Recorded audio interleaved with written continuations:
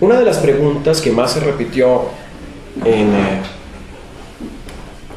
el aula virtual era la relación que hay entre los sistemas de derechos humanos, las obligaciones de derechos humanos y el proceso de justicia transicional que actualmente vive Colombia. Es una pregunta muy relevante a la cual quisiera referirme en los próximos minutos. Lo primero que hay que decir es que la justicia transicional es una serie de procedimientos con los cuales un Estado trata de pasar de una situación de violencia a una situación de paz. Ustedes verán más adelante un módulo específico sobre justicia transicional, de manera que no puedo abarcar todas las temáticas de la justicia transicional. Voy a abarcar únicamente la que se refiere a la relación entre ella, el proceso de paz actualmente existente y los derechos humanos. Lo primero que hay que decir es que a través de los años los países resolvían sus conflictos, o más bien la terminación de sus conflictos para lograr la paz, a través de la típica amnistía, que consistía en perdonar todos los delitos que se habían cometido. Dentro de las amnistías, los distintos tipos de amnistías, la que más se usaba era la autoamnistía, la forma de perdonarse a sí mismo. El Estado se perdonaba a sí mismo. Eso era válido porque se entendía que la cuestión de los delitos y el castigo de los delitos era un derecho del Estado.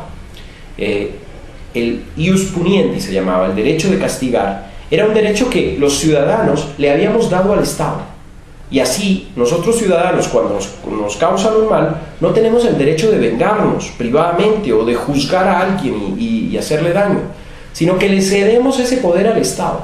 El Estado es el único que tiene el derecho de juzgar y castigar a los delincuentes. Como ello es así, el fundamento es que, supuestamente, cada delincuente no solo me hace daño a mí, sino que le hace daño a unos pilares sobre los que se construye la sociedad. Le hace daño a la seguridad, le hace daño al bien común, y por lo tanto el Estado lo juzga por ello. Siendo así, si el derecho del castigo es un derecho del Estado, pues se había entendido que el derecho de perdonar también era un derecho del Estado. Por lo tanto, los Estados podían perdonar lo que quisieran, y la víctima directa no tenía ningún derecho. Y así se daban los procesos de autoamnistías y de amnistías. Con el pasar del tiempo, en los años 90, se identificó la necesidad de evaluar cuáles eran los mayores problemas que tenían en materia de impunidad el mundo entero. Y un señor denominado Louis Joinet determinó que los mayores problemas de impunidad se daban justamente cuando terminaba un proceso de violencia y empezaba un proceso de transición. Porque estas amnistías generalizadas, estas autoamnistías, dejaban sin la posibilidad de que las víctimas de sistemáticas vulneraciones de sus derechos pudieran reclamar por los mismos.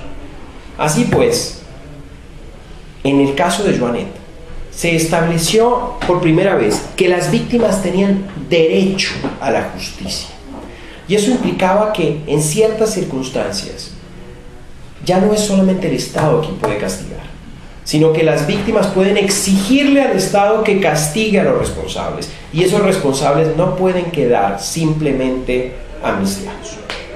Sin embargo, claro, esto podría entenderse como una barrera, como una grave dificultad para todos estos procesos en los que se quiere cerrar ciclos de violencia y pasar a la paz. La paz también es un derecho, o por lo menos es una situación que garantiza el respeto de los derechos de los ciudadanos. Y es un fin legítimo. La amnistía hecha para buscar la paz es una amnistía que tiene un fin legítimo, no es cualquier amnistía. Es entonces necesario establecer unos límites. ¿Cuáles son los límites a la amnistía? ¿Se puede amnistiar todo? Esa fue la pregunta que se hicieron y que se siguen haciendo y que hoy realmente se plantea el Estado colombiano. ¿Todo se puede perdonar o se puede perdonar solo algo? La respuesta está dada desde 1946. Cuando se terminó la Segunda Guerra Mundial, se hizo unos juicios a los criminales nazis. No se los juzgó a todos por todos los delitos que habían cometido, no. Se juzgó a aquellos que se consideraba que habían cometido crímenes que atentaban contra la humanidad. Y desde entonces se habló del crimen de genocidio y del crimen de lesa humanidad. Con el tiempo se fue desarrollando otra idea, la idea del crimen de guerra. Los criminales de guerra básicamente son las personas que violaron las reglas de la guerra de forma sistemática, o mejor todavía, más específicamente, como un plan, como una política o a gran escala.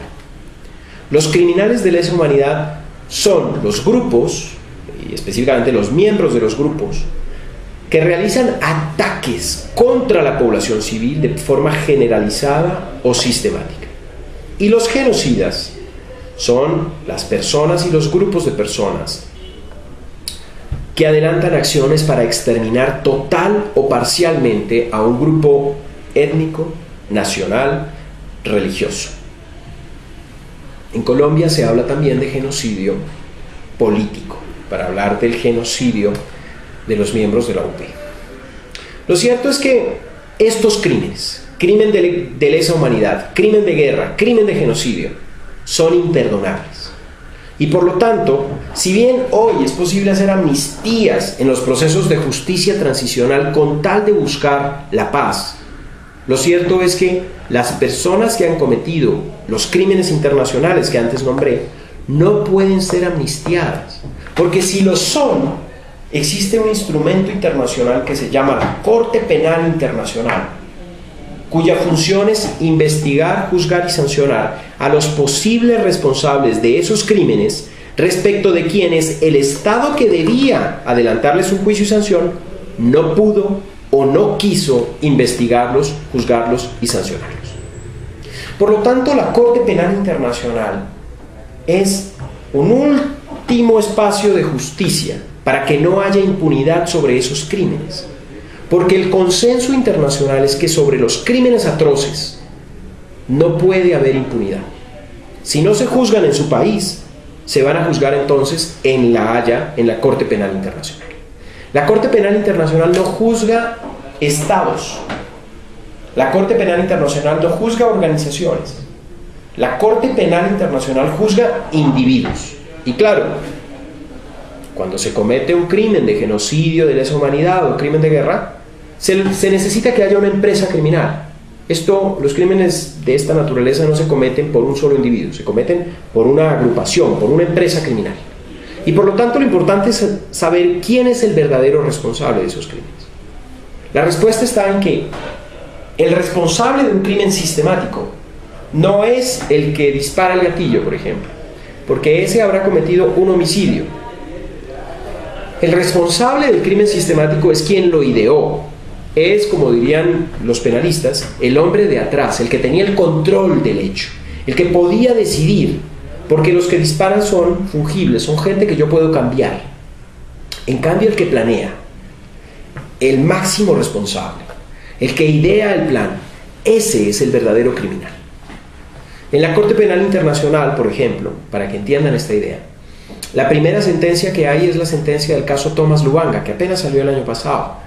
Y en esa sentencia del caso Thomas Lubanga, se juzga a una persona por reclutamiento forzado de niños y niñas.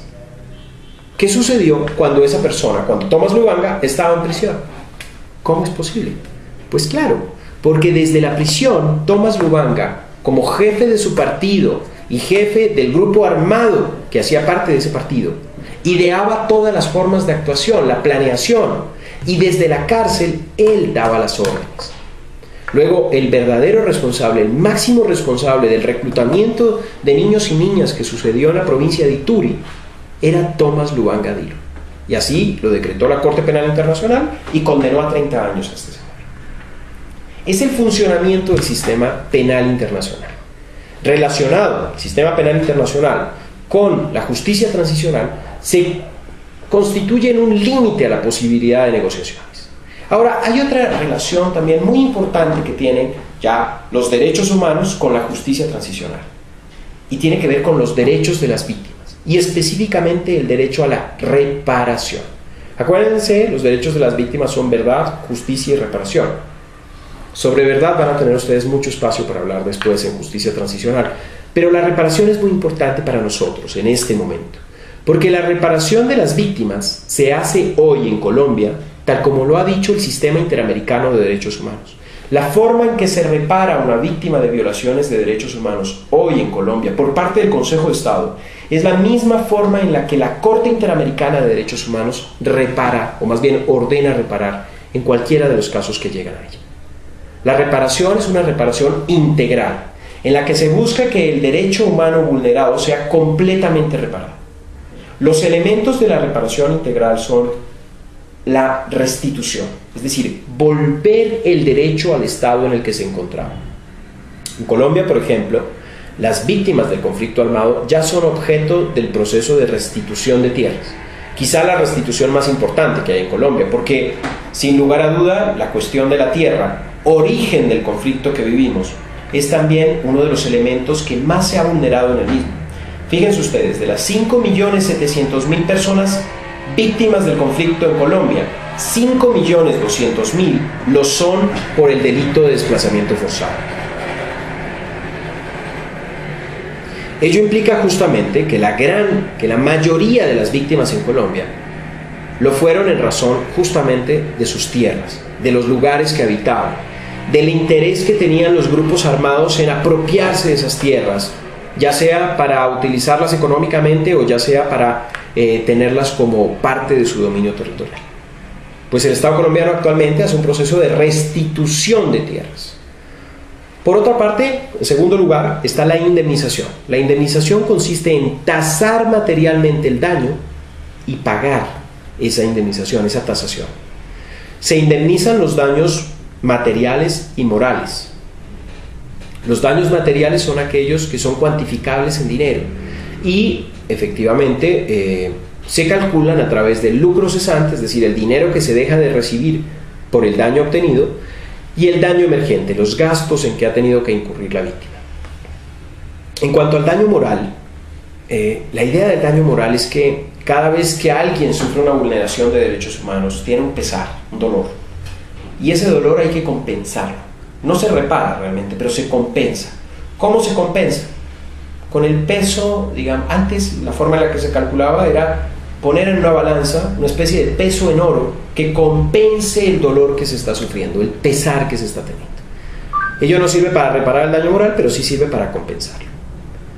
Como el daño moral no queda reparado, entonces viene la tercera forma de reparación integral, la satisfacción. La satisfacción son medidas, en Colombia se llaman medidas simbólicas de reparación, que no tienen que ver con dinero, sino con otros medios a través de los cuales se busca que ese daño moral infligido se vea reparado. Por ejemplo, pedir públicas disculpas a una persona, construir un monumento, publicar la sentencia, hacer un informe sobre lo que pasó, etcétera, etcétera. Además de ello, en ciertas circunstancias es necesaria la rehabilitación. Cuando una persona es víctima de una vulneración de derechos humanos, es posible que se le haya deshabilitado, que ya no tenga las mismas habilidades para vivir, físicamente, psicológicamente o incluso socialmente. Y por lo tanto se deben adelantar las medidas para rehabilitarlo. Y finalmente, las garantías de no repetición, que son como el punto culminante de la reparación integral. Estas garantías de no repetición son todas las medidas que el Estado tome para evitar que ese hecho vulneratorio de derechos humanos se repita. Pues bien, las víctimas del conflicto armado tienen derecho a todas estas formas de reparación. Pero más importante aún que la justicia y más importante que la reparación es la verdad. El principal derecho de las víctimas es el derecho a saber lo que pasó, tanto individualmente como colectivamente. Y por lo tanto, cualquier proceso de paz que se haga tiene que estar condicionado a que aquellos que hicieron parte del conflicto, que se alzaron en armas en contra del Estado, tienen que reconocer lo que hicieron y decir toda la verdad de lo que pasó. Si no, el proceso no va a tener validez internacional.